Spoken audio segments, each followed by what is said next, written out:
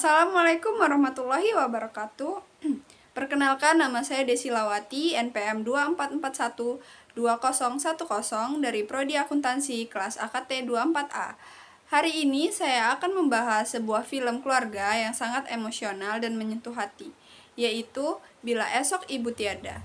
Film ini mengisahkan perjuangan seorang ibu yang menghadapi penyakit serius sambil tetap berusaha menjadi cahaya bagi anak-anaknya. Siapkan tisu karena film ini bikin hati kamu hancur. Film ini berkisah tentang seorang ibu bernama Siti, seorang wanita tangguh yang membesarkan dua anaknya seorang diri setelah suaminya meninggal. Ia bekerja keras sebagai penjahit untuk mencukupi kebutuhan keluarganya.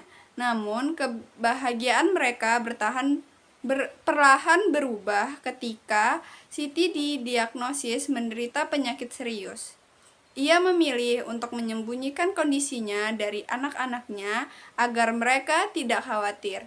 Namun, semakin hari tubuhnya semakin lemah dan anak sulungnya, Rina, mulai curiga. Saat akhirnya rahasia itu terungkap, hubungan mereka menjadi penuh emosi dengan berbagai konflik dan momen haru. Ketika akhirnya hari itu tiba, saat Siti benar-benar pergi, anak-anaknya harus belajar menerima kenyataan dan bertahan tanpa sosok ibu. Tapi mereka menemukan sesuatu yang berharga. Surat-surat peninggalan sang ibu yang penuh dengan pesan tentang kehidupan dan cinta yang tak pernah mati. Akting para pemeran dalam film ini sangat kuat, terutama dari pemeran Siti yang berhasil membawa penonton masuk ke dalam perjuangannya. Dari sorot matanya saja kita bisa merasakan ketulusan, ketakutan, dan cinta yang mendalam untuk anak-anaknya. Begitu juga dengan akting pemeran Rina dan Dani. Rina yang awalnya keras kepala namun perlahan belajar menerima kenyataan, membuat karakternya terasa berkembang sepanjang film. Dani dengan kepolosannya justru menjadi salah satu elemen yang membuat kita semakin tersentuh. Dari penyampaian cerita, film ini tidak terburu-buru. Kita diberikan waktu untuk merasakan setiap emosi tanpa terasa dipaksa untuk menangis. Pembangunan konflik keluarga juga terasa sangat natural, tidak dibuat-buat. Selain cerita dan aktingnya yang kuat, film ini juga memiliki sinematografik yang mendukung suasana haru. Pencahayaannya hangat di rumah menciptakan nuansa nyaman dan intim. Sementara adegan-adegan dengan warna lebih redup menunjukkan perubahan suasana hati karakter. Musik latar dalam film ini juga sangat berperan besar dalam membangun emosi.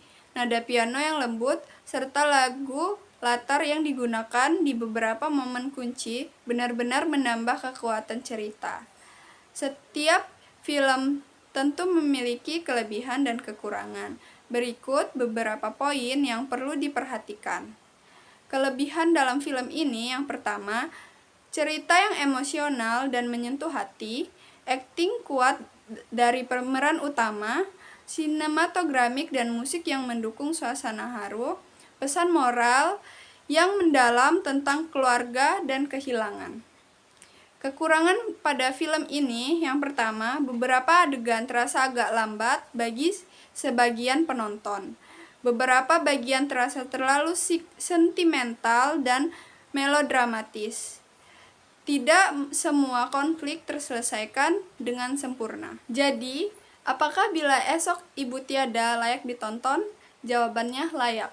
Film ini bukan hanya tentang kesedihan, tapi juga tentang cinta yang tak terbatas antara seorang ibu dan anak-anaknya. Jika kamu mencari film yang bisa menguras emosi dan memberi pelajaran berharga tentang hidup, ini adalah pilihan yang tepat. Itu dia review lengkap film Bila Esok Ibu Tiada. Gimana menurut kalian? Apakah film ini berhasil bikin kalian menangis atau ada bagian yang menurut kalian kurang?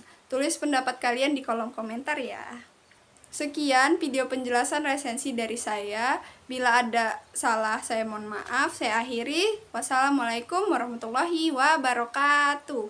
Banyak sekali yang ingin aku ceritakan, Mas. Atas ketentuan Allah, aku bersyukur, terima kasih. Banyak sekali pembelajaran hidup yang telah Mas berikan. Ranika dan Rania, mereka bekerja keras, Mas. Rangga terkadang tidak punya percaya diri seperti ibunya. Si bungsu, alhamdulillah, cukup bisa menjaga dirinya. Walaupun aku tidak paham pergaulan anak-anak muda zaman sekarang.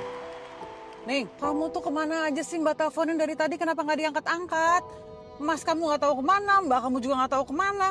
Ibu tuh hari ini ulang tahun loh. Masa nggak ada yang nemenin sih? Kadang-kadang aku nggak tahu harus bagaimana dan berbuat apa saat menghadapi anak-anak.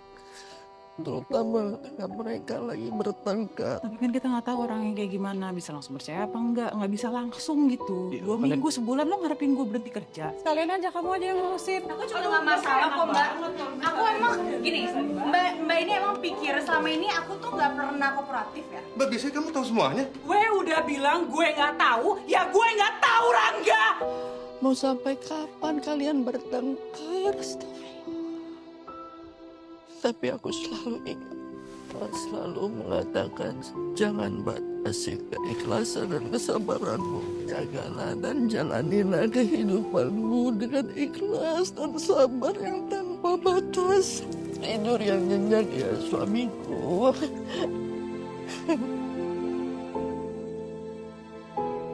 Aku kangen